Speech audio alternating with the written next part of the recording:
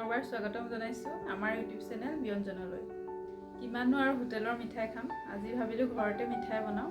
মিঠাই বুলি ক'লে আচলতে বহুত পৰে, ঘৰতে যিহেতু গাখীৰ আছে সেয়ে ভাবিলোঁ আজি ৰসগোল্লা বনাওঁ। আহকচোন কেনেকৈনো ৰসগোল্লা বনাই ৰেচিপিটো আপোনালোকৰ লগতো শ্বেয়াৰ কৰোঁ। কেতিয়াবা আপোনালোকেও মন গ'লে বনাই খাব পাৰিব। ব'লক তেনেহ'লে ভিডিঅ'টো আৰম্ভ কৰোঁ। মিঠাই বনাবলৈ পৰাপক্ষত গৰু গাখীৰে ব্যৱহাৰ কৰিব লাগে। মই ইয়াত 1 লিটাৰ গৰুৰ গাখীৰ লৈছোঁ।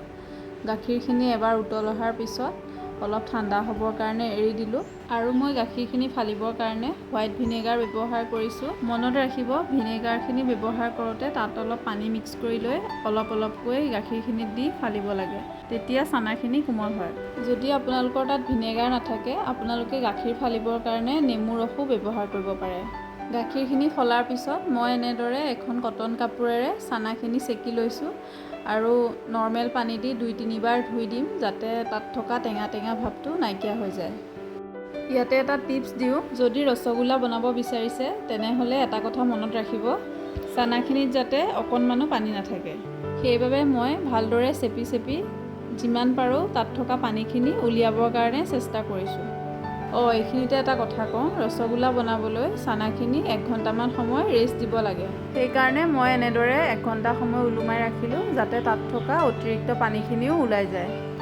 ৰসগোল্লাৰ চেনি পানীখিনি বা চিৰাখিনি বনাবলৈ মই মোৰ জোখেৰে এটা বাতিৰে 2 বাতি চেনি লৈছোঁ আৰু 2 বাতি পানী দি সেইখিনি এতিয়া গৰম কৰিছোঁ। চেনিখিনি গলি এটা উতল অহাৰ লগে লগে ঠাণ্ডা হ'বৰ কাৰণে পানীখিনি নমাই থ'ম। এয়া চাওকচোন, চানাখিনি দেখি চাগে গম পাইছে ইয়াত অলপো পানী নাই, ইয়াত থকা পানী সকলো শুকাই গৈছে। এতিয়া মই চানাখিনি ভাঙি লৈছোঁ, তাৰপিছত ঠিক এনেদৰে হাতৰ তলুৱাৰে হেঁচি হেঁচি এইখিনি মিহি হোৱাকৈ চানাখিনি মাৰি ল'ম। যদি চানাখিনি মিহি নহয় ৰসগোল্লাটো উতলাই থাকোঁতে ফাটি যাব পাৰে। আৰু এতিয়া মই ৰসগোল্লাটোৰ বাইণ্ডিং ভাল হ'বৰ কাৰণে 1 চামুচ ময়দা ব্যৱহাৰ কৰিছোঁ। ৰসগোল্লাখিনি সিজাবৰ কাৰণে প্ৰথমে অকণমান পানী গৰম কৰিছোঁ। ফ্লেভাৰৰ কাৰণে তাত অকণমান গৰম মছলা ব্যৱহাৰ কৰিছোঁ আৰু অকণমান চেনি দি দিছোঁ। যিহেতু আমাৰ ঘৰত কম মিঠা খোৱাও মানুহ আছে সেইকাৰণে প্ৰথমে কম চেনি দি পেলাই ৰসগোল্লাখিনি সিজাই ল'ম। এইখিনিতে পানীখিনি গৰম হয় মানে মাৰি থোৱা চানাৰ ডোটোৰ পৰা মই মোৰ জোখৰে যিমানটা হয় সিমানটা লাড়ু বনাই ল'ম। কিন্তু এটা কথা মনত ৰাখিব, লাড়ুটো বনাওঁতে যাতে লাড়ুটোত কোনো ছাইডত ফাট নাথাকে, ফাট থাকিলে ৰসগোল্লাটো সিজাই থাকোঁতে ফাটি যাব।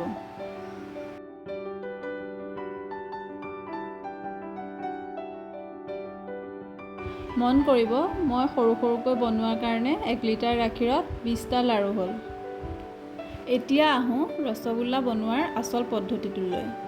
ৰসগোল্লাখিনি পানীত দিওঁতে এটা কথা মনত ৰাখিব যাতে পানীখিনি বকবকাই উতলি থাকে আৰু লাড়ুখিনি একেলগে নিদি এটা এটাকৈ পানীত দিব। আৰু যদি লাড়ুখিনি একেলগে পানীত দিয়ে তেতিয়া পানীৰ উতলটো বন্ধ হৈ যাব আৰু লাড়ুখিনি ফাটি যাব পাৰে। 10 মিনিট হাই ফ্লেমত সিজোৱাৰ পিছত লাড়ুটোৰ ছাইজ ডবল হৈ যাব, ঠিক এনেদৰেই। তাৰপিছত জুইটো কমাই দি এখন ঢাকোন দি পেলাই 10 মিনিট সময় সিজাম আৰু এয়া আমাৰ ৰসগোল্লা প্ৰায় খাব পৰা হৈয়ে গৈছে। তথাপিও মই ঢাকোন নিদিয়াকৈ আৰু 5 মিনিট সময় সিজাই ল'ম। যিহেতু মই প্ৰথমে কম মিঠা দিছিলোঁ সেইকাৰণে মিঠাটো বঢ়াবৰ কাৰণে মই আগতেই বনাই থোৱা মিঠা পানীখিনিত কেইটামান ৰসগোল্লা 1 ঘণ্টাৰ কাৰণে ডুবাই থৈ দিলোঁ। এয়াই আজিৰ ৰসগোল্লা ৰেচিপি সম্পূৰ্ণ হ'ল আৰু আপোনালোকেও এনেদৰে ঘৰত বনাই চাবচোন।